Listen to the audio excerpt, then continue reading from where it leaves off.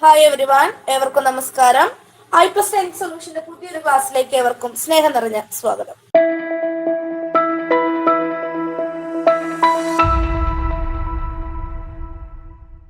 2026 ജനുവരിയിൽ നടന്ന നെറ്റ് മലയാളം പരീക്ഷാ പേപ്പറിന്റെ ചോദ്യങ്ങളാണ് നമ്മൾ ഡിസ്കസ് ചെയ്തുകൊണ്ടിരിക്കുന്നത്. 15ഓളം ചോദ്യങ്ങൾ നമ്മൾ ഡിസ്കസ് ചെയ്ത് കഴിഞ്ഞു. അപ്പൊ ആ PYQ ഡിസ്കഷൻ സെക്ഷന്റെ മൂന്നാമത്തെ പാർട്ടിലേക്ക് എൻ്റെ എല്ലാ പ്രിയപ്പെട്ട വിദ്യാർത്ഥികൾക്കും സ്നേഹം നിറഞ്ഞ സ്വാഗതം. ആ ചോദ്യങ്ങളുടെ കണ്ടിന്യൂഷൻ തന്നെയാണ് ഇന്ന് നമ്മൾ തുടരുന്നത്. പ്രത്യേകിച്ച് കാര്യങ്ങളൊന്നും പറയാനില്ല. കഴിഞ്ഞ 2 ക്ലാസ്സുകളായിട്ട് ക്ലാസ്സിന്റെ പാറ്റേണും കാര്യങ്ങളൊക്കെ നിങ്ങൾക്ക് മനസ്സിലായിട്ടുണ്ടാകും എന്ന് കരുതുന്നു. അപ്പൊ അടുത്ത ചോദ്യത്തിലേക്ക് കടക്കുകയാണ്. കാവുമ്പായി സമരം അടിസ്ഥാനമാക്കി രചിച്ച നോവൽ ഏത്? അപ്പൊ നോവൽ എന്നുള്ള വിഭാഗം പഠിക്കുന്ന സമയത്ത് എപ്പോഴും നമ്മൾ ഇമ്പോർട്ടന്റ് ആയിട്ട് പറയുന്നതാണ് പ്രമേയം. അടിയന്തരാവസ്ഥ പ്രമേയമാക്കിയത്, അതുപോലെ തന്നെ മലബാർ കലാപം പ്രമേയമാക്കിയത്, അതൊക്കെ നമ്മൾ പറയാറുണ്ട്. ഇപ്പോൾ ഇവിടെ ചോദിച്ചിരിക്കുന്നത് കാവുമ്പായി സമരമാണ്. കാവുമ്പായി സമരം കർഷക കലാപമാണ്. കാവുമ്പായി സമരം 1946 നടന്ന ഒരു കർഷക കലാപമാണ് ഇത് കാവുമ്പായി സമരം. കാവുമ്പായി സമരം അടിസ്ഥാനമാക്കി രചിച്ച നോവൽ ഏതാണ് എന്നാണ് ചോദിച്ചിരിക്കുന്നത്. കണ്ണാടി, അനുഭവങ്ങൾ, പാളിച്ചകൾ, ഭൂമി, മണ്ണ് എന്നീ ഓപ്ഷൻസ് ആണ് നമുക്കുള്ളത്. കാവുമ്പായി സമരം അടിസ്ഥാനമാക്കി രചിച്ച നോവൽ ഏത് എന്നുള്ളതാണ് ചോദ്യം. എല്ലാവരും ഒന്ന് ഉത്തരം പറയാനായിട്ട് ശ്രമിച്ചേ. ആരും മടി വിചാരിച്ചിരിക്കണ്ട കേട്ടോ. എല്ലാവരും ഉത്തരം പറഞ്ഞേ. യെസ്, ധന്യാണ് ആദ്യ ആൻസർ പറഞ്ഞത്, ഓപ്ഷൻ 4. അമൃതയും നിധയും അത് തന്നെ പറയുന്നു. ബാക്കിയുള്ളവർ എന്താ മിണ്ടാതിരിക്കുന്നേ? ഇനി ഞാൻ പേര് വിളിക്കണോ ബാക്കിയുള്ളവരുടെ? ഭയങ്കര ആക്റ്റീവായിട്ട് പറഞ്ഞ എല്ലാവരും ആൻസർ. മിണ്ടാതിരിക്കരുത്. എക്സാം ഓറിയന്റഡ് ആയിട്ട് ഇത്തരത്തിലുള്ള ചോദ്യങ്ങൾ ഇനിയും വരാം. കണ്ണാടി, അനുഭവങ്ങൾ, പാളിച്ചകൾ, ഭൂമി, മണ്ണ് ഇവയിൽ കാവുമ്പായി സമരം അടിസ്ഥാനമാക്കി രചിച്ച നോവൽ ഏത് എന്നുള്ളതാണ് ചോദ്യം. ഏതാണ് നോവല്? മണ്ണ് ആണ് നോവല്. കാവുമ്പായി സമരം അടിസ്ഥാനമാക്കി രചിച്ച നോവലാണ് മണ്ണ്. ക്ലിയർ അല്ലേ? കാവുമ്പായി സമരം അടിസ്ഥാനമാക്കി രചിച്ച നോവലാണ് മണ്ണ്. അങ്ങനെയാണെങ്കിൽ ആരാണ് ഈ നോവൽ രചിച്ചിട്ടുള്ളത്? മണ്ണ് എന്നുള്ള നോവല് രചിച്ചതാരാണ്? കാവുമ്പായി സമരം അടിസ്ഥാനമാക്കിക്കൊണ്ടുള്ള മണ്ണ് എന്ന നോവല് രചിച്ചതാരാണ്? അറിയുമോ? രതീഷ് ബാബു പയ്യന്നൂർ. കാവുമ്പായി സമരം അടിസ്ഥാനമാക്കിക്കൊണ്ട് മണ്ണ് എന്ന നോവൽ രചിച്ചത് ആരാണ്? രതീഷ് ബാബു പയ്യന്നൂരാണ്. കണ്ണാടി എന്നുള്ള നോവൽ ആരുടേതാ? മക്കളെ? കണ്ണാടി പി കേശവദേവിന്റെ നോവലാണ്.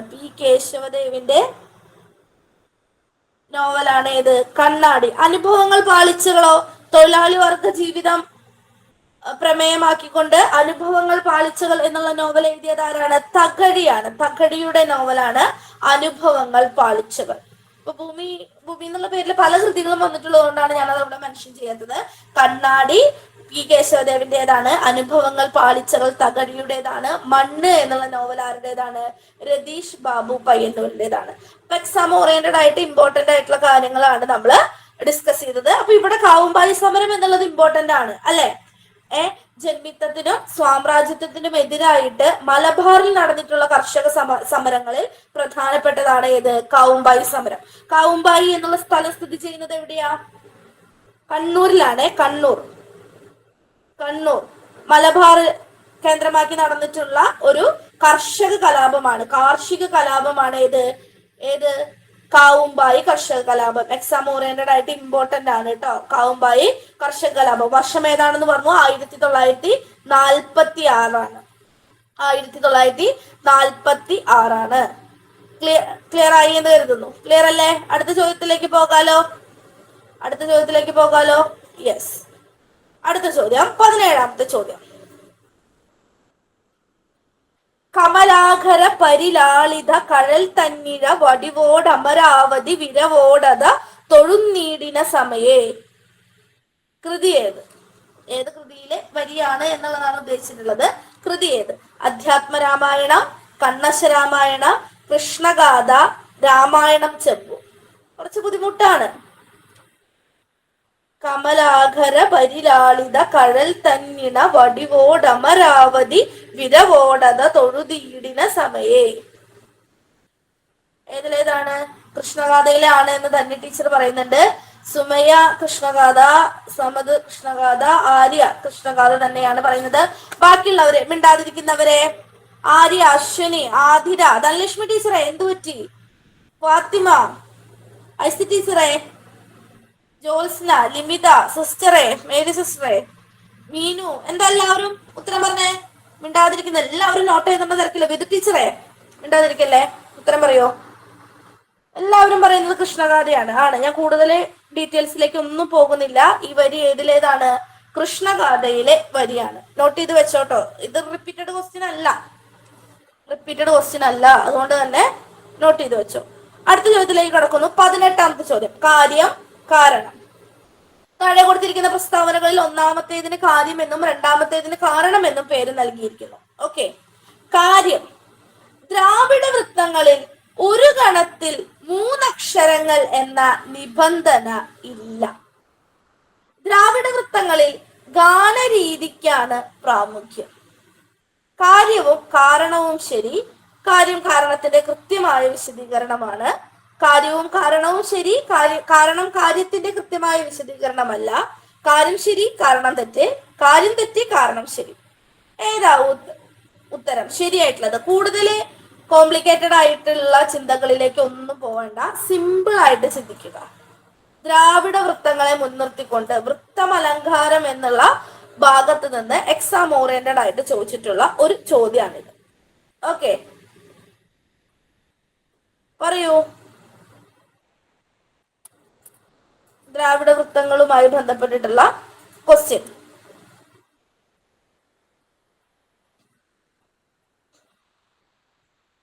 ഏതായിരിക്കാം ശരിയായിട്ടുള്ളത്? ഒന്ന് നിങ്ങൾ ആലോചിക്കൂ. ദ്രാവിഡ വൃത്തങ്ങളിൽ ഒരു ഗണത്തിൽ 3 അക്ഷരങ്ങൾ എന്ന നിബന്ധനയില്ല. അത് ശരിയാണോ തെറ്റാണോ? ശരിയാണ്. അങ്ങനെ ഒരു നിബന്ധന ഒരിടത്തും ഇല്ല. ഒരു ഗണത്തിൽ 3 അക്ഷരങ്ങൾ എന്ന നിബന്ധന ഉണ്ട്, അങ്ങനെ ഒന്നും എവിടെയും പറഞ്ഞിട്ടില്ല. ഇല്ലല്ലോ, നിബന്ധന ഇല്ല. അത് ശരിയാണ്. ദ്രാവിഡ വൃത്തങ്ങളിൽ ഗാനരീതിക്കാണ് പ്രാമുഖ്യം. ശരിയല്ലേ? ഗാനരീതിക്ക് പ്രാമുഖ്യം ഉണ്ട്. പക്ഷേ ഈ കാര്യത്തിന്റെ വിശദീകരണം അല്ലെങ്കിൽ കാരണമായിട്ട് പറയാവുന്ന സ്റ്റേറ്റ്മെന്റ് ആണോ ഇത്? അപ്പൊ നോക്കൂ, കാര്യവും കാരണവും ശരിയാണ് എന്ന് നമ്മൾ കണ്ടു. അതുകൊണ്ട് ഈ 2 ഓപ്ഷൻ നമുക്ക് എന്ത് ചെയ്ത് കളയാം? വെട്ടിക്കളയാം. അല്ല, ഇനി ഇതിൽ 2 നോക്കേണ്ടത്. ദ്രാവിഡ വൃത്തങ്ങളിൽ ഇവിടെ ഗണത്തിന്റെ അക്ഷര വ്യവസ്ഥയെ കുറിച്ചിട്ടാണ് പറയുന്നത്. രണ്ടാമത്തെ സ്റ്റേറ്റ്മെന്റിൽ എന്താണ് പറയുന്നത്? ഗാനരീതിയെ കുറിച്ചിട്ടാണ് പറയുന്നത്. അപ്പോ ഇതിൽ 2 ഏതായിരിക്കും കറക്റ്റ് ആയിട്ടുള്ള ആൻസർ വരിക? നിങ്ങളൊന്ന് ആലോചിച്ചിട്ട് പറഞ്ഞേ, ഏതായിരിക്കും ശരിയായിട്ടുള്ള ആൻസർ? പറയൂ.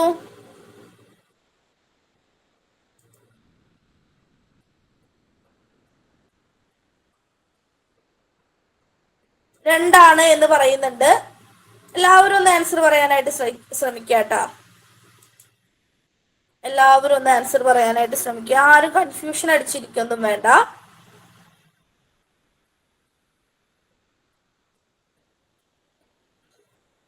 രണ്ടാണ്.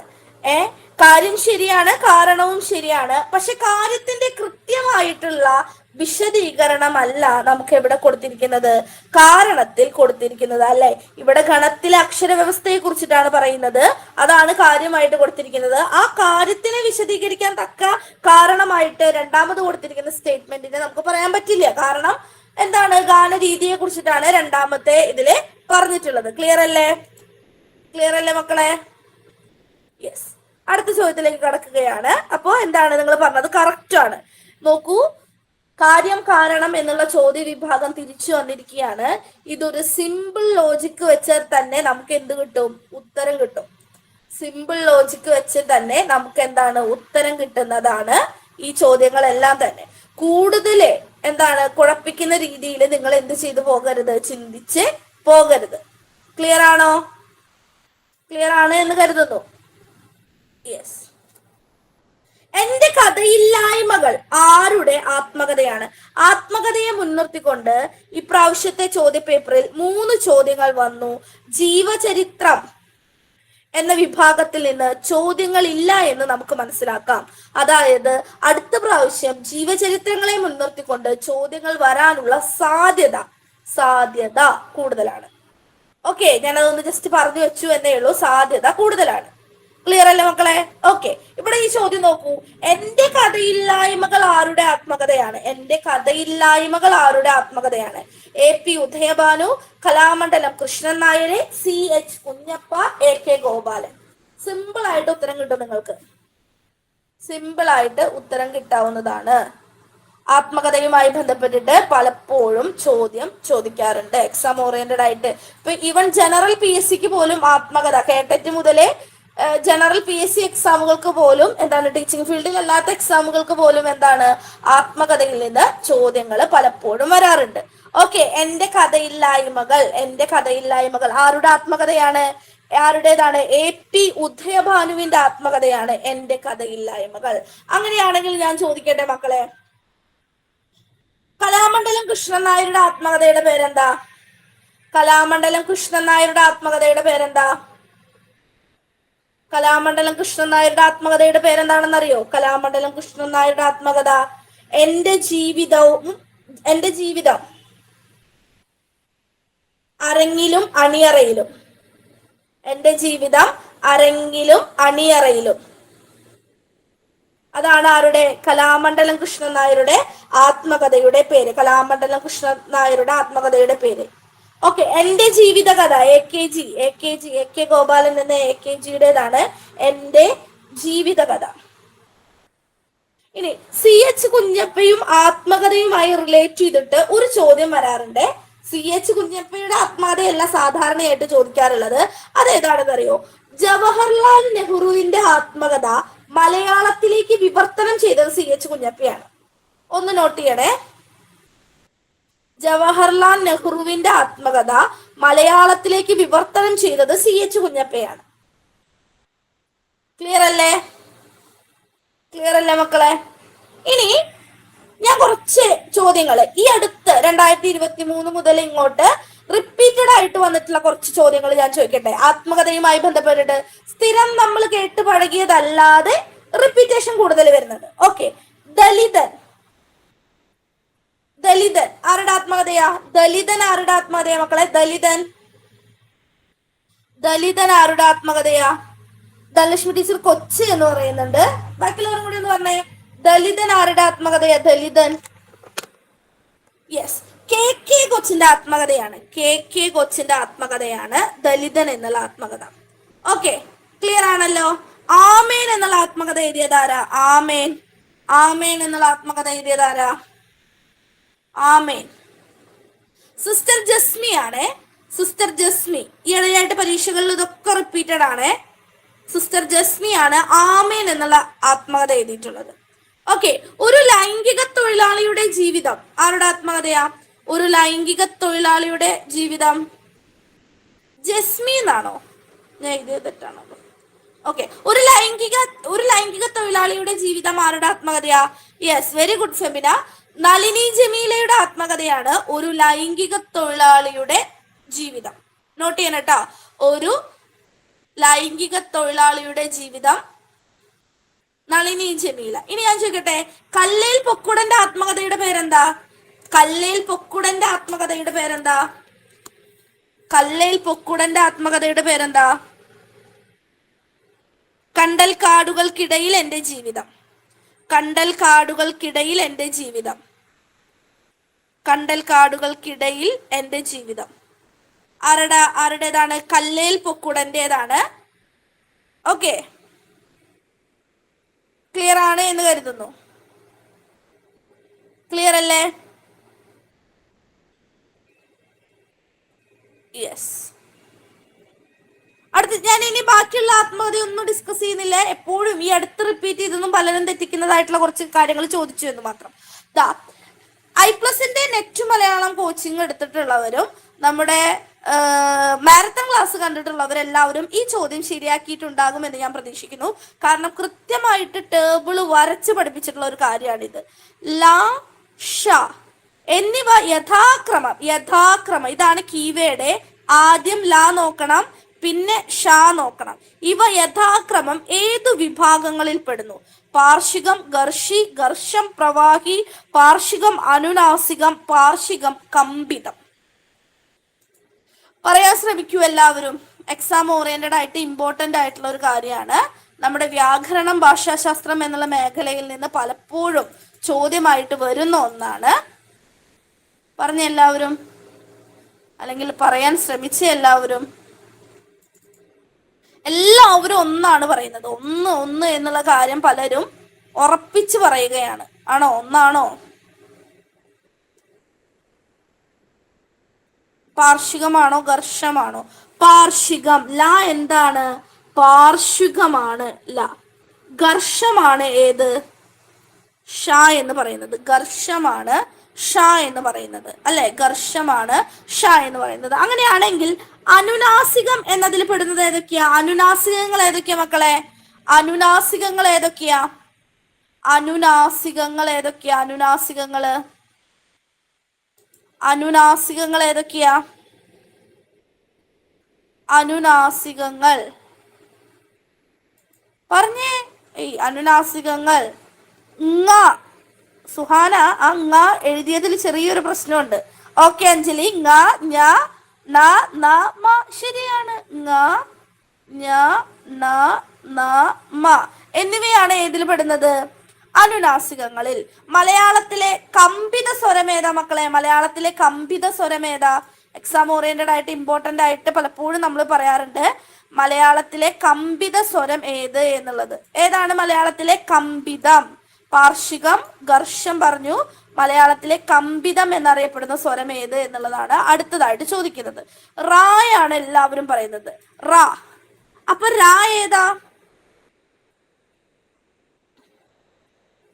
കമ്പിതം എന്നുള്ളത് റായാണ്. രാ ഏതാ? രാ എന്തിൽ പെടുന്നു? രാ എന്തിൽ പെടുന്നു? രേഫം എന്ന് പറയുന്നുണ്ട്. അത്രയ്ക്കൊന്നും പോകണ്ട. സിമ്പിൾ ആയിട്ട് ഈ ഒരു വ്യവസ്ഥ വെച്ച് നോക്കുമ്പോൾ രാ എന്തിലാ പെടുന്നത്? ദ്രുതസ്പർശം പറയുന്നുണ്ട്. ഓക്കെ. ഉൽക്ഷിപ്തം പറയുന്നുണ്ട്. ഉൽക്ഷിപ്തം സാധാരണയായിട്ട് ഉൽക്ഷിപ്തം എന്നാണ് പറയാറ്. ഓക്കെ, വേറൊരു കാര്യം ചോദിക്കട്ടെ. മലയാളത്തിലെ ഇരട്ടിപ്പ് വരാത്ത അക്ഷരങ്ങൾ ഏതൊക്കെയാ?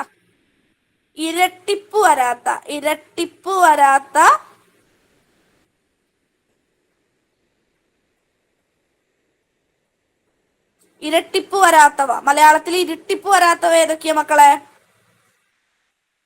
മലയാളത്തിൽ ഇരട്ടിപ്പ് വരാത്തത് ഏതൊക്കെയാ? ഷ എന്നതിന് ഇരട്ടിപ്പുണ്ടോ? ഹ എന്നതിന് ഇരട്ടിപ്പുണ്ടോ? റാക്ക് ഇരട്ടിപ്പുണ്ടോ? ഴാക്ക് ഇരട്ടിപ്പുണ്ടോ? ഉണ്ടോ? ഇല്ല. മിക്കൊന്നും ഇരട്ടിപ്പൊന്നും ഇല്ല കേട്ടോ. ഇതൊരു ചോദ്യപേപ്പറിൽ ഉണ്ടായിരുന്ന ഒരു ചോദ്യമാണ്. അതിലുള്ള ഉദാഹരണങ്ങൾ മാത്രം എടുത്ത് ഞാൻ പറഞ്ഞതാണ്. എക്സാം ഓറിയന്റഡ് ആയിട്ട് ഇമ്പോർട്ടന്റ് ആണ്. ഓക്കെ, ക്ലിയർ അല്ലേ?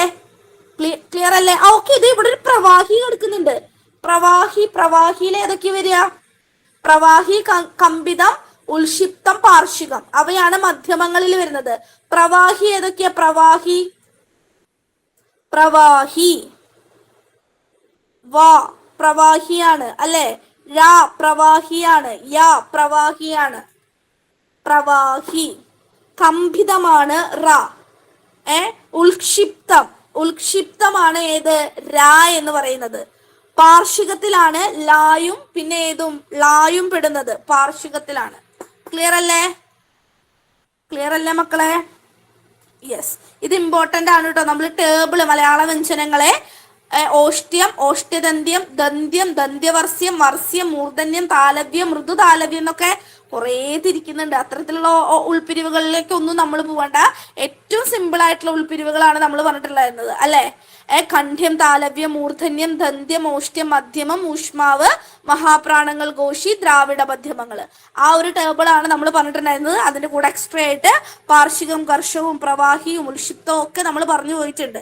എക്സാം ഓറിയന്റഡ് ആണ്, തെറ്റിക്കരുത്. ഓക്കെ, അടുത്തത് അപ്പൊ ലാ ഷ എന്നിവ യഥാക്രമം എന്താണ് പാർശ്വികമാണ്. ലാ ഷ എന്നുള്ളത് ഘർഷമാണ്. ഇനി പരീക്ഷയ്ക്ക് വന്നത് തെറ്റിക്കരുത് കേട്ടോ. അടുത്ത ചോദ്യം ഫോക്ലോറിൽ നിന്ന് വരുന്ന ഒരു ചോദ്യമാണ്. കുട്ടനാട്ടിലെ വാമൊഴി ഇതിഹാസം എന്നറിയപ്പെടുന്ന കൃതി ഏത്? കുട്ടനാട്ടിലെ വാമൊഴി ഇതിഹാസം, കുട്ടനാട്ടിലെ വാമൊഴി ഇതിഹാസം എന്നറിയപ്പെടുന്ന കൃതി ഏത്? കുട്ടനാട്ടിലെ വാമൊഴി ഇതിഹാസം എന്നറിയപ്പെടുന്ന കൃതി ഏത്? ഏതാണ് കുട്ടനാടിന്റെ വാമൊഴി ഇതിഹാസം എന്നറിയപ്പെടുന്ന കൃതി ഏതാ? എക്സാം ഓറിയന്റഡ് ആയിട്ട് ഇമ്പോർട്ടന്റ് ആണ്. കുട്ടനാടിന്റെ വാമൊഴി ഇതിഹാസം ഏതാ മക്കളെ? കുട്ടനാടിന്റെ മതിലേരിക്കന്നിയാണോ, മലനാട്ടിലാദിയാണോ, പൊന്നിറത്താൾ കഥയാണോ, കുഴിക്കാട്ടുപച്ചയാണോ? ധനലക്ഷ്മി ടീച്ചർക്ക് ഒന്ന് ഡൗട്ട് ഉണ്ട്. കുട്ടനാട്. സുമയ്യ ഓപ്ഷൻ 2 പറയുന്നു. ബാക്കിയുള്ളവർക്ക് ഒന്നും ആൻസർ അറിയില്ലേ? മിണ്ടാതിരിക്കുന്നവരുടെ പേര് വിളിക്കണം. എന്തൊരു ബോറായിട്ടുള്ള ഒരു പരിപാടി അത്. കുളു കുളു കുളു കുളു കുളു. ഇതിലെ കുഴിക്കാട്ടുപച്ച എന്നുള്ളത് എന്താണ്? കുഴിക്കാട്ടുപച്ച തന്ത്രഗ്രന്ഥമാണ്.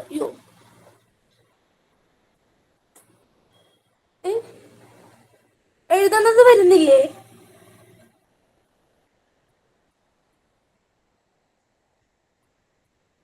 ഞാൻ എഴുതുമ്പോ എന്റെ സ്ക്രീനിൽ കാണുന്നില്ല. നിങ്ങൾക്ക് സ്ക്രീനിൽ കാണുന്നുണ്ട് എന്ന് ഞാൻ വിചാരിക്കുന്നു.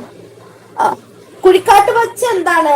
തന്ത്രഗ്രന്ഥമാണ്. കുഴിക്കാട്ട് മഹേശ്വരൻ നമ്പൂതിരിപ്പാട് തുടങ്ങിയ ഒരുപാട് പേര് ഈ കുഴിക്കാട്ടുപച്ച എന്നുള്ള കൃതികൾക്ക് വ്യാഖ്യാനം എഴുതിയിട്ടുണ്ട്.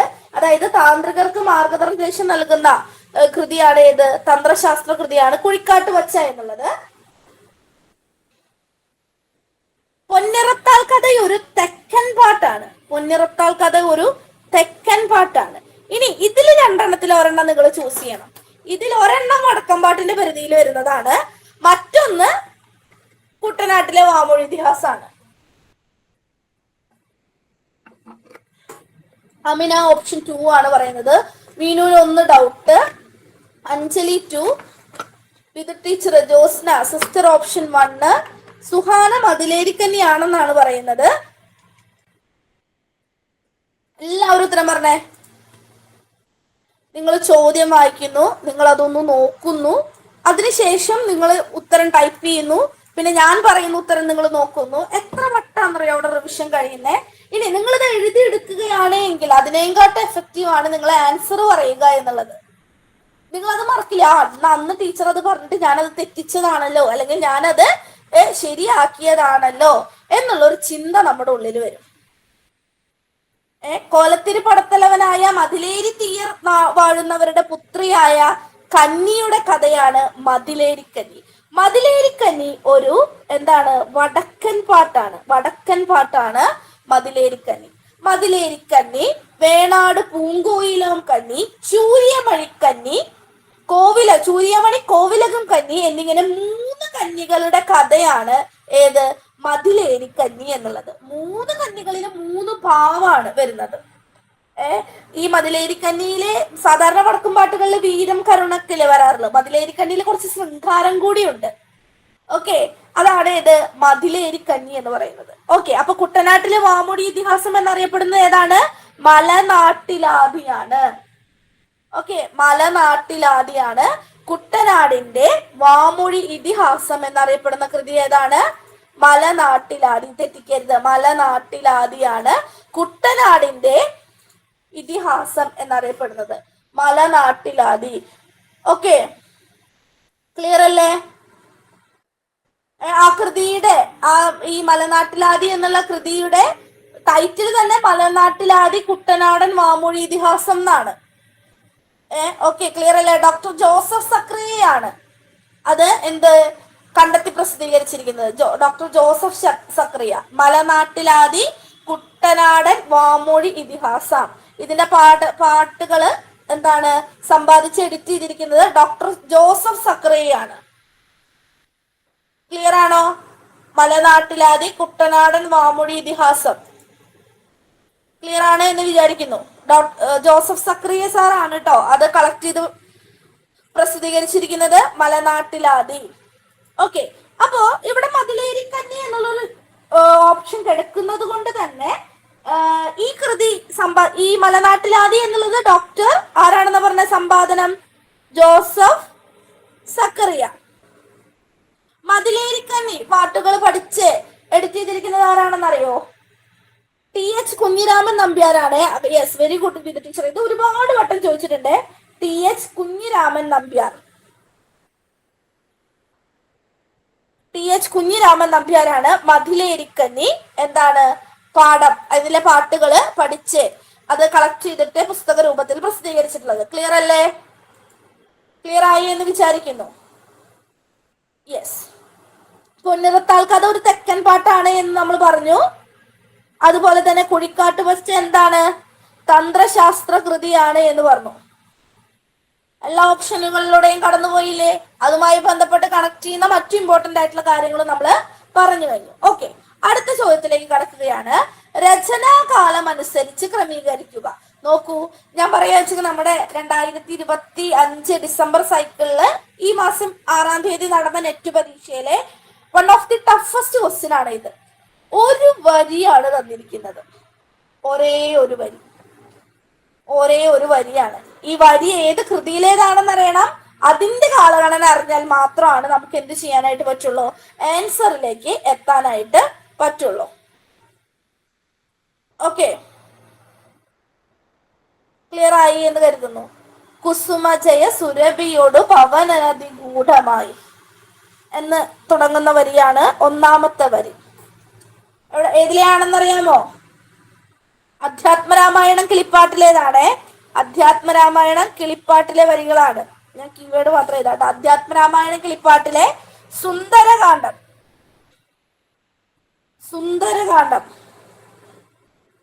സുന്ദരകാന്ഡത്തിലെ വരികളാണിത്.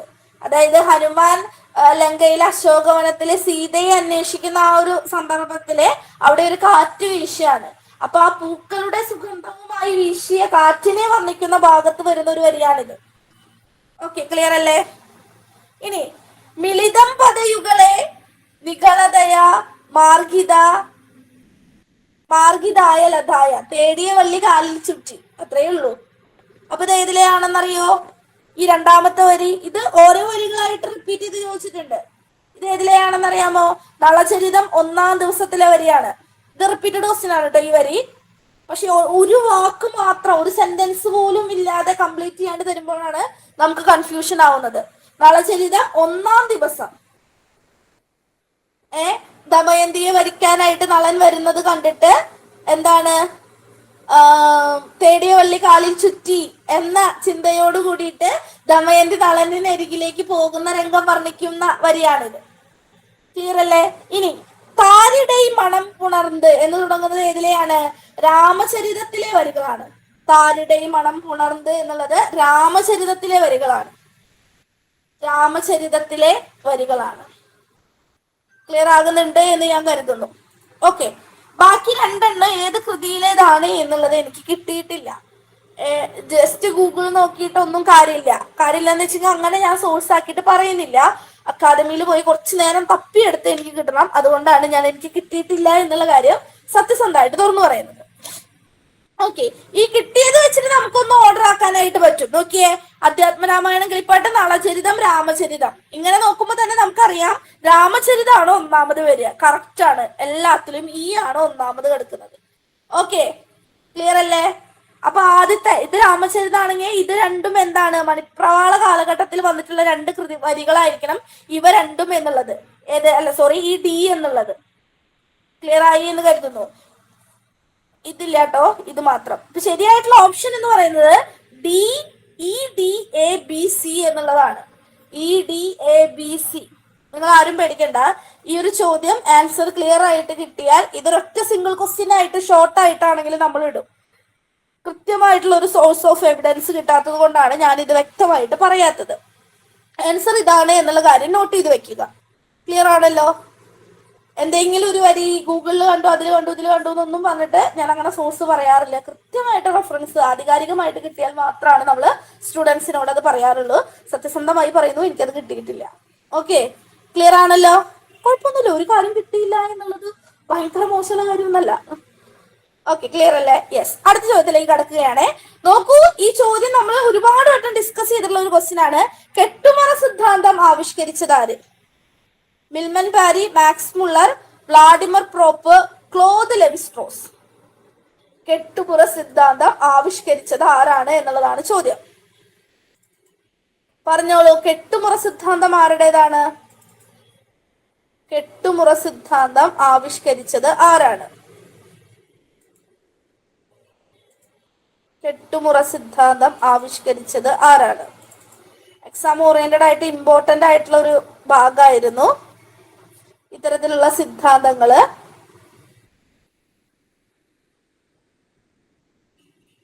ആരുടേതാണ് കെട്ടുമുറ സിദ്ധാന്തം എന്നുള്ളത്?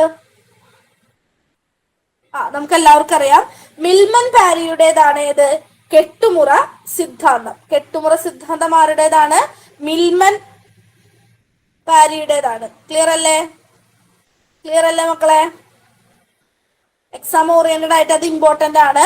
ഒരുപാട് വട്ടം ഇത് ചോദിച്ചിട്ടുണ്ട്. ഓക്കെ, മാക്സ് മുള്ളറുടേതാണ് ഏത്? സൗരസിദ്ധാന്തം. സൗരസിദ്ധാന്തം ആരുടേതാണ്? മാക്സ് മുള്ളറുടേതാണ്. മാക്സ് മുള്ളറുടെ സിദ്ധാന്തമാണ് സൗരസിദ്ധാന്തം. ഓക്കെ, ഇനി ലെവിസ്ട്രോസിന്റെ ഏതാണെന്നറിയോ? Levi-Strauss, Claude Levi-Strauss. സാധാരണയായിട്ട് ഇങ്ങനെ ക്ലോദ് ലെവിസ്ട്രോസ് ചോദിക്കുന്ന സമയത്ത് നമ്മൾ ആൻസർ പറയാറുള്ളത് ഘടനാവാദമാണ്. ഘടനാവാദം ആരുടേതാണ്? ലെവിസ്ട്രോസിന്റേതാണ്. ഇനി വ്ളാഡിമിർ പ്രോപ്പ്, ഇത് ഇങ്ങനെ തന്നെ ഒരു ചോദ്യം വന്നിട്ടുണ്ട്. ഈ ഓപ്ഷൻസ് ഒക്കെ വെച്ചുകൊണ്ട് തന്നെ ഒരു ചോദ്യം മുൻകാല ചോദ്യ പേപ്പറിൽ വന്നിട്ടുണ്ട് കേട്ടോ. വ്ളാഡിമിർ പ്രോപ്പ് ഒരു ചേരുംപടി ചേർക്കൽ വന്നിട്ടുണ്ടായിരുന്നു. നമ്മൾ ഈ ചോദ്യം ഇതേ ഓപ്ഷൻസ് വെച്ചുകൊണ്ടുള്ള ഒരു ചോദ്യം നെറ്റിന്റെ ലൈവ് ബാച്ചിൽ നമ്മൾ ഡിസ്കസ് ചെയ്തിട്ടുണ്ടായിരുന്നു. സൗര സിദ്ധാന്തം, ഘടനാവാദം, കഥാധർമ്മങ്ങൾ, കെട്ടുമുറ സിദ്ധാന്തം എന്ന് പറഞ്ഞിട്ട്. ഓക്കെ, കഥാധർമ്മങ്ങൾ എന്നുള്ള ആശയം, കഥാധർമ്മങ്ങൾ എന്നുള്ള ആശയം ആരുടേതാണ്? ഒരു മിനിറ്റ്. ഘടനാവാദം നമ്മൾ പറഞ്ഞു ആരുടേതാണ്? ലെവിസ്ട്രോസിന്റേതാണ് എന്ന് നമ്മൾ പറഞ്ഞു. സൗരസിദ്ധാന്തം മാക്സ് മുള്ളറിന്റേതാണ് എന്ന് പറഞ്ഞു.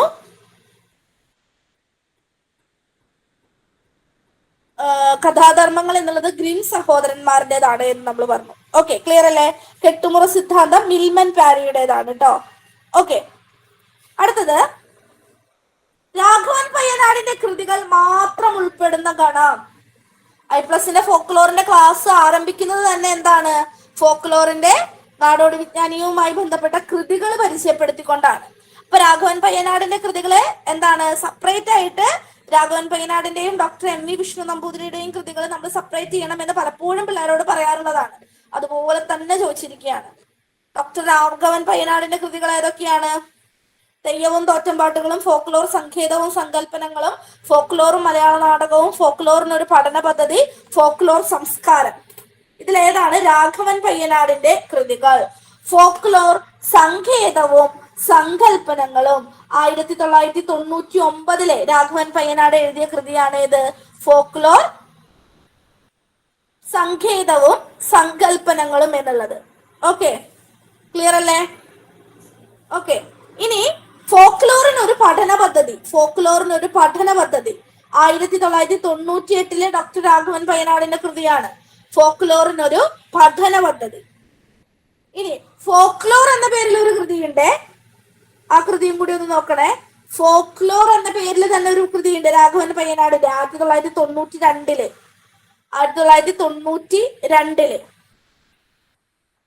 ക്ലിയർ ആണ് എന്ന് കരുതുന്നു. ഇനി തെയ്യവും തോറ്റമ്പാട്ടുകളും ആരുടേതാ? തെയ്യവും തോറ്റമ്പാട്ടുകളും, തെറ്റിക്കരുത് കേട്ടോ. തെയ്യവും തോറ്റമ്പാട്ടുകളും അതും ആരുടേതാണ്? രാഘവൻ പയ്യനാടിൻ്റെതാണ്. ഓക്കെ, ഫോക്ലോർ സംസ്കാരം ആരുടെ കൃതിയാ മക്കളെ? ഫോക്ലോർ സംസ്കാരം എന്നുള്ള കൃതി ആരുടേതാ? ഫോക്ലോർ സംസ്കാരം ഡോക്ടർ പി വി സോമന്റെ കൃതിയാണ്. പി വി സോമന്റെ കൃതിയാണ്. ഓക്കെ, അപ്പൊ നമ്മൾ പറഞ്ഞു തെയ്യവും തോറ്റമ്പാട്ടുകളും പറഞ്ഞു, അതുപോലെ തന്നെ പറഞ്ഞു ഫോക്ലോർ സംഗീതവും സങ്കല്പനങ്ങളും പറഞ്ഞു. യെസ്, ഫോക്ലോറിന് ഒരു പഠന പദ്ധതി പറഞ്ഞു. ABD എന്നുള്ള ഓപ്ഷൻ ആണ് കറക്റ്റ് ആയിട്ടുള്ള ഓപ്ഷൻ. ABD എന്നുള്ള ഓപ്ഷൻ ആണ് ശരിയായിട്ടുള്ള ഓപ്ഷൻ. രാഘവൻ പയ്യനാടിന്റെ കൃതികൾ മാത്രം ഉൾക്കൊള്ളുന്ന ഗണം. ക്ലിയർ ആയി എന്ന് കരുതുന്നു. യാത്രാ വിവരണത്തിൽ നിന്ന് മറ്റൊരു ചോദ്യം വന്നിരിക്കുന്നു. ഉണരുന്ന ഉത്തരേന്ത്യ, ഇതെന്താണ്? ഇതൊരു റിപ്പീറ്റഡ് ക്വസ്റ്റ്യൻ ആണ്. എന്താണ്? ഇതൊരു റിപ്പീറ്റഡ് ക്വസ്റ്റ്യൻ ആണ്. ഉണരുന്ന ഉത്തരേന്ത്യ ആരുടേതാണ്? S K Pottekkat, Joseph Mundassery, N V Krishna Warrier, Guru Nitya Chaitanya Yati. ആരുടേതാണ്? നമുക്കറിയാം എൻ വി കൃഷ്ണവാര്യരുടേതാണ് ഉണരുന്ന ഉത്തരേന്ത്യ. ഉണരുന്ന ഉത്തരേന്ത്യ. എസ് കെ പൊറ്റക്കാടിന്റെ യാത്രാ വിവരണ കൃതികൾ ഞാനിപ്പോൾ ഇവിടെ പറയുന്നില്ല, അത്രയ്ക്കും നമുക്ക് പറയാനായിട്ടുണ്ടാകും. ആരുടേത്? യെസ്, എസ് കെ പൊറ്റക്കാടിന്റേത്. ജോസഫ് മുണ്ടശ്ശേരിയുടെ യാത്രാ വിവരണ കൃതിയുടെ പേരെന്താ? ജോസഫ് മുണ്ടശ്ശേരിയുടെ യാത്രാ വിവരണ കൃതി ഏതാ മക്കളെ? ജോസഫ് മുണ്ടശ്ശേരിയുടെ യാത്രാ വിവരണ കൃതി പറഞ്ഞേ. ജോസഫ് മുണ്ടശ്ശേരിയുടെ യാത്രാ വിവരണ കൃതി എക്സാം ഓറിയന്റഡ് ആയിട്ട് ഇമ്പോർട്ടന്റ് ആണ്. ജോസഫ് മുണ്ടശ്ശേരിയുടെ യാത്രാ വിവരണ കൃതി ചൈന മുമ്പോട്ട്. യെസ്, ചൈന മുമ്പോട്ട് ആരുടേതാണ്? ജോസഫ് മുണ്ടശ്ശേരിയുടേതാണ്. ഗുരു നിത്യ ചൈതന്യയേതിയുടേതോ? നിത്യ ചൈതന്യയേതിയുടെ യാത്രാ വിവരണ കൃതിയുടെ പേരെന്താണെന്നറിയോ? എന്താ? നിത്യ ചൈതന്യയേതിയുടെ അപ്പൂപ്പന്റെ കത്തുകൾ.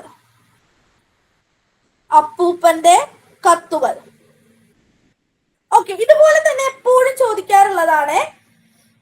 എസ് കെ പൊറ്റക്കാടിന്റെ എല്ലാ കൃതികളും ചോദിക്കാറുണ്ട്. ജോസഫ് മുണ്ടശ്ശേരിയുടെ യാത്രാ വിവരണ കൃതി ഒന്ന് ഏതാണ്? ചൈന മുമ്പോട്ട്. മറ്റൊന്ന് ഒറ്റ നോട്ടത്തിൽ ചൈന മുമ്പോട്ട് ആരുടേതാണ്? ജോസഫ് മുണ്ടശ്ശേരിയുടെ എന്താണ്? ആത്മകഥയല്ല, യാത്രാ വിവരണ കൃതിയാണ്.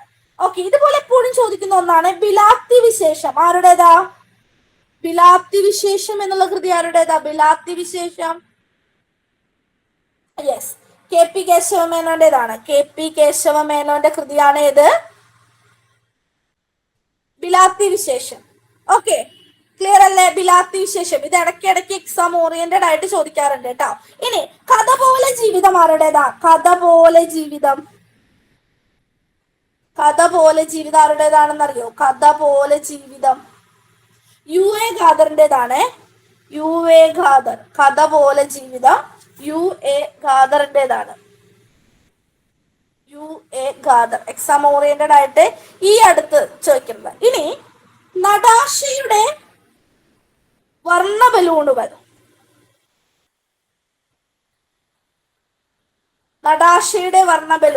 ആരുടേതാ? നടാഷയുടെ വർണ്ണ ബലൂണുകൾ ആരുടേതാ?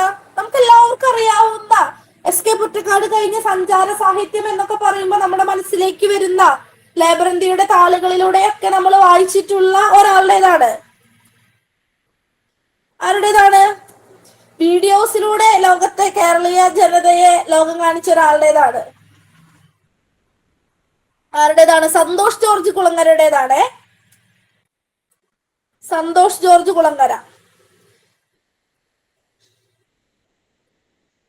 ശ്രദ്ധിക്കണം കേട്ടോ. ഇങ്ങനെയുള്ള കാര്യങ്ങൾ ചിലപ്പോ നമ്മൾ വിട്ടുപോകുന്നതായിരിക്കേ ഇത്തരത്തിലുള്ള കാര്യങ്ങൾ. അതുപോലെ തന്നെ യാത്രാ വിവരണത്തിന് ലഭിക്കുന്ന അവാർഡുകൾ, കേരള സാഹിത്യ അക്കാദമി പുരസ്കാരം പോലെയുള്ള അവാർഡുകളും എക്സാം ഓറിയന്റഡ് ആയിട്ട് നമ്മൾ പലപ്പോഴും നോക്കിയിരിക്കണം. കാരണം നമുക്കറിയില്ല, ചിലപ്പോൾ അതായിരിക്കും എക്സാം ഓറിയന്റഡ് ആയിട്ട് പലപ്പോഴും ചോദിക്കുക. കേരള സാഹിത്യ അക്കാദമി പുരസ്കാരങ്ങള് എന്താണ് പറയുന്ന സമയത്ത്, എക്സാം ഓറിയന്റഡ് ആയിട്ട് വരുന്ന സമയത്ത് നമ്മളോട് ചോദിക്കണം. അങ്ങനെയാണെന്ന് ഞാൻ ചോദിക്കട്ടെ, ആരോഹണം ഹിമാലയം അറിയുമോ? ആരോഹണം ഹിമാലയം 2024 സാഹിത്യ അക്കാദമി അവാർഡ്. ആരോഹണം ഹിമാലയം, KR അജയൻ. പലരും വിട്ടുപോകുന്നതാണ്, ഞാനതൊന്ന് നോട്ട് ചെയ്ത് പറഞ്ഞതാണ്. യാത്രാ വിവരണ കൃതിയാണ് കേട്ടോ. ആരോഹണം ഹിമാലയം കേരള സാഹിത്യ അക്കാദമി പുരസ്കാരം നേടിയതാണ്. KR അജയന്റെ കൃതിയാണ്. KR അജയന്റെ കൃതി 2024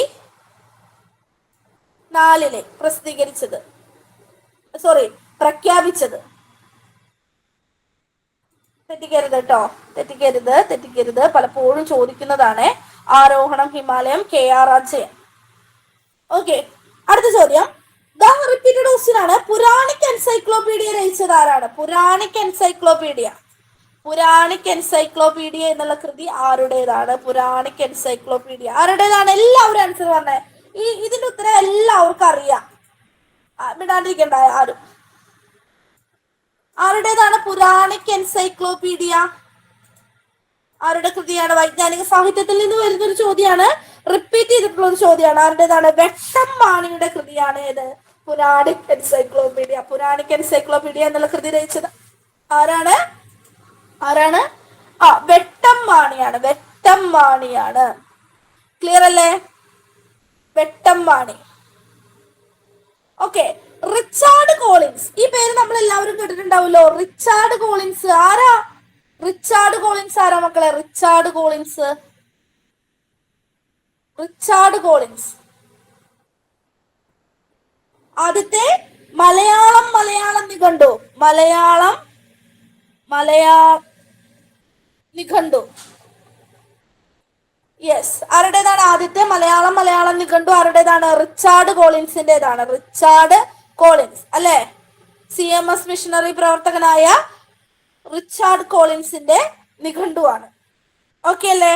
പിന്നെ മാത്യു എം കുഴിവേലിയുടെ കൃതികളൊന്നും നമ്മളിപ്പോൾ ഡിസ്കസ് ചെയ്യുന്നില്ല. ഇപ്പോൾ പുരാണിക് എൻസൈക്ലോപീഡിയ ആരുടേതാണ്? വെട്ടം മാണിയുടേതാണ്. റിച്ചാർഡ് കോളിൻസുമായിട്ട് ബന്ധപ്പെട്ടിട്ട് ഏറ്റവും കൂടുതൽ ചോദിക്കുന്നതാണ് മലയാളം നിഘണ്ടു അല്ലെങ്കിൽ ഏകഭാഷാ നിഘണ്ടു ആരുടേതാണ് എന്നുള്ളത്. യെസ്.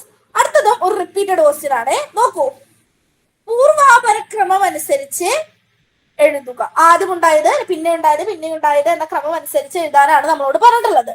ഗുരുവായൂർ സത്യാഗ്രഹം, വൈക്കം സത്യാഗ്രഹം, ചാന്നാർ ലഹള, ഉപ്പു സത്യാഗ്രഹം, പാലിയം സത്യാഗ്രഹം. ഒരറ്റത്തു നിന്ന് പഠിക്കാം. ഗുരുവായൂർ സത്യാഗ്രഹം വർഷം പറഞ്ഞേ. ചോദിക്കുന്നതിന്റെ വർഷം ആദ്യം പറ. ഗുരുവായൂർ സത്യാഗ്രഹത്തിന്റെ വർഷം. ഗുരുവായൂർ സത്യാഗ്രഹം വർഷം പറ പിള്ളേരെ. ഗുരുവായൂർ സത്യാഗ്രഹം 1924. അപ്പൊ വൈക്കം സത്യാഗ്രഹം ഏതാ വർഷം ടീച്ചറെ? ഗുരുവായൂർ സത്യാഗ്രഹം വർഷം പറഞ്ഞേ. 1931, 32, 1931, 32, രണ്ടും പറയാം. 1931. വൈക്കം സത്യാഗ്രഹത്തിന്റെ വർഷം ഏതാ? വൈക്കം സത്യാഗ്രഹത്തിന്റെ വർഷം പറയൂ. 1924 വൈക്കം സത്യാഗ്രഹം. ചാന്നാർ ലഹള, മാറുമറയ്ക്കൽ സമരം, മടിശീല സമരം എന്നൊക്കെ അറിയപ്പെടുന്നത് 1859. ഉപ്പു സത്യാഗ്രഹം, കേരളത്തിലെ ഉപ്പു സത്യാഗ്രഹം, കേളപ്പന്റെ നേതൃത്വത്തിൽ നടന്നിട്ടുള്ള ഉപ്പു സത്യാഗ്രഹം 1930 കേരളത്തിലെ സ്വാതന്ത്ര്യ ലബ്ധിക്ക് ശേഷം വഴി നടപ്പിന് വേണ്ടിയിട്ട് നടന്നിട്ടുള്ള സത്യാഗ്രഹമാണ്. C കേശവൻ ഉദ്ഘാടനം ചെയ്തിട്ടുള്ള സത്യാഗ്രഹമാണ്. ഏത് സത്യാഗ്രഹം? പാലിയം സത്യാഗ്രഹം. 1948 പാലിയം സത്യാഗ്രഹം. 47 എന്തായാലും സ്വാതന്ത്ര്യം ലഭിച്ചതിന് ശേഷം ഏത് സത്യാഗ്രഹം വരുന്നത്? പാലിയം സത്യാഗ്രഹം വരുന്നത്. ഓക്കെ, ക്ലിയർ അല്ലേ? ഇതിന്റെ ഓർഡർ കണ്ടുപിടിക്കാൻ നമുക്ക് എളുപ്പമല്ല. ഇതിൽ ആദ്യം ഏതാണ് ഉണ്ടായിരിക്കുന്നത്? ചാന്നാർ ലഹളയാണ്. അപ്പൊ തന്നെ ഓപ്ഷൻ 4 നമ്മൾ വിട്ടു. അപ്പോ ചാന്നാർ ലഹള നമ്മൾ ആദ്യം പറയുന്നു. ചാന്നാർ ലഹള. ദെൻ അടുത്തത് ഏതാണ്? വൈക്കം സത്യാഗ്രഹമാണ്. CB. അങ്ങനെ നോക്കുമ്പോൾ തന്നെ നമുക്ക് ബാക്കിയുള്ളതൊക്കെ എലിമിനേറ്റ് ചെയ്തിട്ട് ആൻസറിലേക്ക് പോയിക്കൂടെ? ഓപ്ഷൻ 2 ആണ് ശരിയായിട്ടുള്ള ഉത്തരം. ക്ലിയർ അല്ലേ മക്കളെ? ഓപ്ഷൻ 2 ആണ് എക്സാം ഓറിയന്റഡ് ആയിട്ട് ശരിയായിട്ടുള്ള ഉത്തരം. ക്ലിയർ അല്ലേ? യെസ്. അടുത്തൊരു ചോദ്യം നോക്കാം. റയർ ക്വസ്റ്റ്യൻ ആണ്. ചോളാക്രമണത്തിന് വിധേയമായ ആദ്യ സ്ഥലം ഏത്? ഇത് റയർ ക്വസ്റ്റ്യൻ ആണ്. ഇതുവരെ ഞാൻ ഇങ്ങനെ ഒന്നും ചോദിച്ച് കണ്ടിട്ടില്ല. ചോളാക്രമണത്തിന് വിധേയമായ ആദ്യ സ്ഥലം ഏത് എന്നുള്ളതാണ് ചോദ്യം. ഏതാണ് സ്ഥലം? ഇത് ഇപ്രാവശ്യത്തെ പരീക്ഷയിൽ വന്നിട്ടുള്ള ചോദ്യമാണ് കേട്ടോ. കുറെ പേരൊക്കെ ഗസ് ചെയ്തിട്ടാണെങ്കിലും അല്ലെങ്കിൽ ഏകദേശം ആക്രമണം എന്നൊക്കെ പറയുന്ന സമയത്ത് അങ്ങനെയൊക്കെ ചിന്തിച്ചിട്ടൊക്കെ കുറെ പേര് ശരിയാക്കിയിട്ടുണ്ട്. ഏതാണ്? ദക്ഷിണ നളന്ദ എന്നറിയപ്പെടുന്ന സ്ഥലമാണ്. ദക്ഷിണ നളന്ദ എന്നറിയപ്പെടുന്ന സ്ഥലമാണ്. ഏതാണ് ആ സ്ഥലം? കാന്തല്ലൂർ ശാലയാണ്. കാന്തല്ലൂർ ശാല, ദക്ഷിണ നളന്ദ. ഓക്കെ, ക്ലിയർ അല്ലേ? യെസ്. ഈ ദക്ഷിണ നളന്ദ എന്നറിയപ്പെടുന്ന കാന്തല്ലൂർ ശാല ഇന്ന് ഏത് സ്ഥലത്തായിരുന്നു എന്നുള്ളത് അറിയോ? അതായത് ഇപ്പോഴത്തെ ഭൂമിശാസ്ത്രം അനുസരിച്ചിട്ട് ഏത് ജില്ലയിലായിരുന്നു എന്നുള്ളത് നമുക്ക് പറയാൻ പറ്റുമോ? തിരുവനന്തപുരത്താണ്. തിരുവനന്തപുരം ഭാഗത്താണ്. പണ്ടത്തെ തിരുവിതാംകൂർ എന്ന് പറയുന്ന ഭാഗങ്ങളിലാണ് ഈ സംഭവം ഉണ്ടായത്. ക്ലിയർ അല്ലേ? ഈ കാന്തല്ലൂർ ശാലയുടെ പിന്നിൽ പ്രവർത്തിച്ചിരുന്ന രാജവംശം ഏതാ? കാന്തളൂർ ശാലയുടെ പിന്നിൽ പ്രവർത്തിച്ചിരുന്ന രാജവംശം ആയി രാജവംശമാണ്. ആയി രാജവംശം ഇനി ചോദിക്കാൻ സാധ്യതയുള്ളതാണ് കേട്ടോ ഈ പറഞ്ഞു പോകുന്നത്. അതായത് വിദ്യാഭ്യാസ മേഖലയിലും സമഗ്ര സംഭാവനകൾ നൽകിയ ആയി രാജവംശമാണ്. ഈ ആയി രാജവംശമാണ് കേരളത്തിന്റെ വിവിധ ഭാഗങ്ങളിലെ ക്ഷേത്രങ്ങളോട് അനുബന്ധിച്ചിട്ട് വേദാധ്യയനത്തിനുള്ള ശാലകൾ അഥവാ വിദ്യാഭ്യാസ സ്ഥാപനങ്ങൾ സ്ഥാപിച്ചത്. അത്തരത്തിലൊന്നാണ് ദക്ഷിണ നളന്ദ എന്നറിയപ്പെടുന്ന കാന്തള്ളൂർ ശാല. കാന്തള്ളൂർ ശാല ക്ലിയർ അല്ലേ? വിദ്യാർത്ഥികൾക്ക് ഭക്ഷണവും വസ്ത്രവും താമസവും ഒക്കെ സൗജന്യമായിട്ടായിരുന്നു എന്താണ് നൽകിയിട്ടുണ്ടായിരുന്നത്. കാന്തള്ളൂർ ശാല ക്ലിയർ ആണ് എന്ന് കരുതുന്നു. കാന്തള്ളൂർ ശാല ഓക്കെ, ക്ലിയർ ആണ് എന്ന് വിചാരിക്കുന്നു. കാന്തള്ളൂർ ശാലയുമായി ബന്ധപ്പെടുന്ന ഒരു ശാസനം ഉണ്ടല്ലോ, ആയി രാജാവായ കരുണന്തടക്കന്റെ ഒരു ശാസനം. അത് ഏതാ ശാസനം? കാന്തള്ളൂർ ശാലയെ കുറിച്ച് സൂചിപ്പിക്കുന്ന ശാസനം ഹജൂർ ശാസനം. ഹജൂർ ശാസനം ആയി രാജാവായ കരുണന്തടക്കന്റെ ശാസനം അല്ലേ? യെസ്, തെറ്റിക്കരുത് കേട്ടോ, തെറ്റിക്കരുതേ. സം ഓറിയന്റഡ് ആയിട്ട് ഇമ്പോർട്ടന്റ് ആണ്.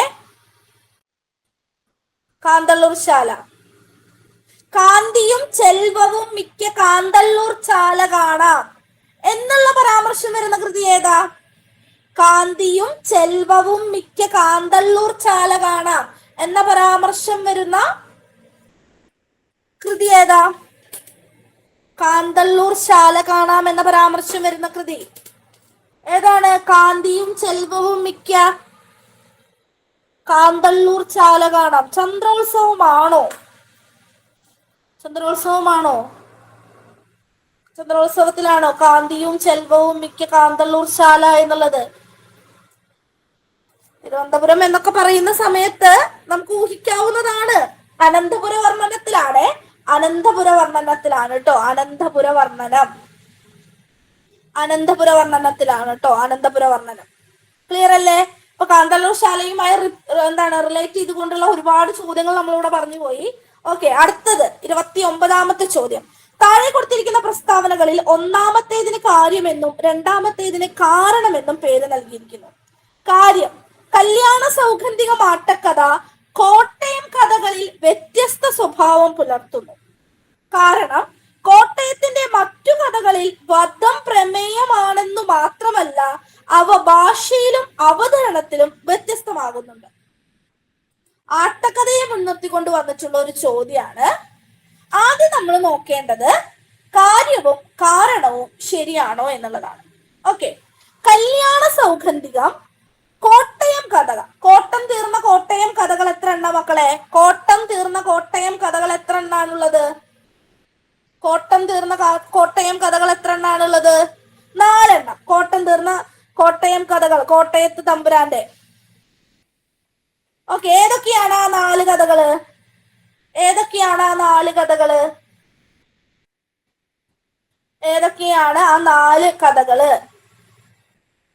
ഭഗവതം, ഭഗക്കിനി. ധനലക്ഷ്മി ടീച്ചർ കീവേഡ് പറയുന്നുണ്ട്.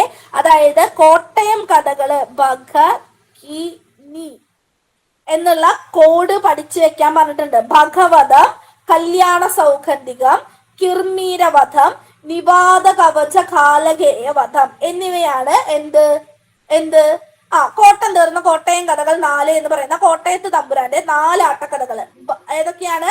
ഭഗവതം, കല്യാണ സൗഗന്ധികം, കിർമീരവധം, നിവാദ കവച കാലകേയവധം എന്നിവയാണ് 4 ആട്ടക്കഥകൾ. അപ്പൊ കല്യാണ സൗഗന്ധികം ആട്ടക്കഥ കോട്ടയം കഥകളിൽ വ്യത്യസ്ത സ്വഭാവം പുലർത്തുന്നു എന്നുള്ളത് സത്യമാണ്. അതിന്റെ കാരണം എന്താ?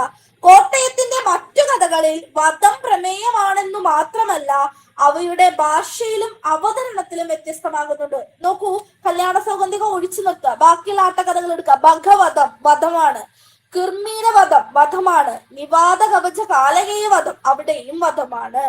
ക്ലിയർ അല്ലേ? അപ്പൊ കല്യാണ സൗഗന്ധികം ആട്ടക്കഥ കോട്ടയം കഥകളിൽ വ്യത്യസ്തത പുലർത്തുന്നു എന്നുള്ള സ്റ്റേറ്റ്മെന്റ് ശരിയാണ്. ആ സ്റ്റേറ്റ്മെന്റിനെ മുൻനിർത്തിക്കൊണ്ടുള്ള ശരിയായ കാരണം തന്നെയാണ് രണ്ടാമതും കൊടുത്തിരിക്കുന്നത്. ഓക്കെ, അപ്പൊ കാര്യം കാരണം ശരിയാണ് എന്നുള്ളത് ആദ്യം കിട്ടിട്ടോ. അപ്പൊ ഈ 2 ഇതും നമുക്ക് വെട്ടിക്കളഞ്ഞൂടെ, എലിമിനേറ്റ് ചെയ്തൂടെ? ഈ കാര്യവും കാരണവും ശരിയാണ്. കാരണം കാര്യത്തിന്റെ കൃത്യമായ വിശദീകരണമാണ്. ആണോ? കൃത്യമായ വിശദീകരണമാണോ? അതെ, ശരിയാണ്. പിന്നെ ഇത് നോക്കേണ്ട കാര്യമില്ലല്ലോ. ഉത്തരം സിമ്പിൾ ആയിട്ട് കിട്ടുന്നത് കണ്ടോ? ഒരുപാട് ടെൻഷൻ അടിക്കൊന്നും വേണ്ട. സിമ്പിൾ ലോജിക് വെച്ചാൽ മതി. സിമ്പിൾ ലോജിക് കോട്ടയം കഥകൾ ഏതൊക്കെയാണെന്ന് കിട്ടുക എന്നുള്ളതാണ് കേട്ടോ സിമ്പിൾ ലോജിക് എന്ന് ഞാൻ പറയുന്നത്. ഒരുപാട് ചിന്തിച്ചു പോകുന്നു വേണ്ട. ഞാൻ പറയുകയാണെങ്കിൽ ഇല്ലേ മക്കളെ, കാര്യം കാരണം സ്കോർ ചെയ്യാൻ എളുപ്പമാണ്. ഓക്കെ, 29ാമത്തെ ചോദ്യം. അപ്പൊ ഇന്നത്തെ ക്ലാസ്സിലെ ലാസ്റ്റ് ക്വസ്റ്റ്യനിലേക്ക് ഞാൻ കടക്കുകയാണ്. ഇതുവരെ മലയാളം ചോദ്യ പേപ്പറിലെ, നെറ്റ് മലയാളം ചോദ്യ പേപ്പറിലെ കാണാത്ത രീതിയിലുള്ള ഒരു ചോദ്യം. താഴെ കൊടുത്തിരിക്കുന്ന ചരിത്ര പ്രസിദ്ധമായ സ്ഥലങ്ങളെ തെക്കുനിന്ന് വടക്കോട്ട് ക്രമപ്പെടുത്തുക. ഈ ചോദ്യത്തിന് ഉത്തരം കിട്ടണമെങ്കിൽ കേരളത്തിന്റെ മാപ്പ്, കേരളത്തിന്റെ ഭൂപടം, കേരളത്തിന്റെ ജില്ലകൾ തെക്കേതാ വടക്കേതാ എന്നതിനെ പറ്റിയിട്ട് ധാരണ വേണം. തെക്കേതാ വടക്കേതാ എന്നതിനെ പറ്റിയിട്ട് എന്ത് വേണം? ധാരണ വേണം. അപ്പൊ ആദ്യം ചോദിക്കട്ടെ, കേരളത്തിന്റെ തെക്കേ അറ്റത്തുള്ള ജില്ല ഏതാ മക്കളെ? കേരളത്തിന്റെ തെക്കേ അറ്റത്തുള്ള ജില്ല അതാണ് അറിയാത്തത്. കുഴപ്പമില്ല ടീച്ചറെ, സ്വാഭാവികം. കേരളത്തിന്റെ തെക്കേ അറ്റത്തുള്ള ജില്ല ഏതാ മക്കളെ? പറഞ്ഞേ. തിരുവനന്തപുരമാണ്. തിരുവനന്തപുരമാണ്. വടക്കേ അറ്റത്തുള്ള ജില്ല ഏതാ? വടക്കേ അറ്റത്തുള്ള ജില്ല ഏതാ? കാസർഗോഡാണ്. സപ്തഭാഷാ സംഗമ ഭൂമി എന്നറിയപ്പെടുന്ന കാസർഗോഡാണ്.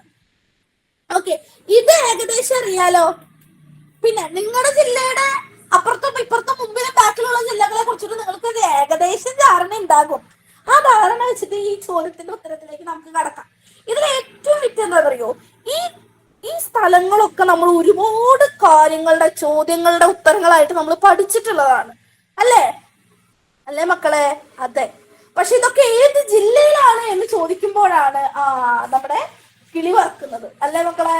ഒരുപാട് പേര് ഇത് തെറ്റിച്ചിട്ടുണ്ട് കേട്ടോ. ഒരുപാട് പേര് ടീച്ചറെ ആ ചോദ്യം തെറ്റിച്ചു. ഒരു സ്റ്റുഡന്റ് എന്നോട് പറയാ, ടീച്ചറെ ഞാൻ ആൻസർ കീ വന്നപ്പോഴേ ആദ്യം തപ്പി പിടിച്ചത് ഈ ചോദ്യമാണ്. കാരണം എനിക്ക് തന്ന വർക്ക്ഷീറ്റ് മുഴുവൻ ഞാൻ ഈ ചോദ്യം വരച്ച് കളിച്ചിട്ടുണ്ട് എന്ന് പറയണേ. ഉത്തരം കണ്ടുപിടിക്കാനുള്ള ആകാംക്ഷയോടെ. എന്നിട്ട് തെറ്റിപ്പോയെന്നൊക്കെ പറഞ്ഞു എന്നോട് ഒരാള്.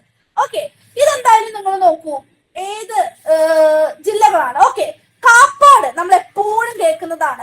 1498 മെയ് 20 വാസ്കോഡി ഗാമ കാപ്പാട് കടപ്പുറത്ത് കാലുകുത്തി. ഈ കാപ്പാട് എവിടെയാ? കാപ്പാട് കോഴിക്കോടാണ്. ഓക്കെ, 1809 വേലുത്തമ്പി ദളവയുടെ കുണ്ടറ വിളംബരം പഠിച്ചിട്ടില്ലേ മക്കളെ?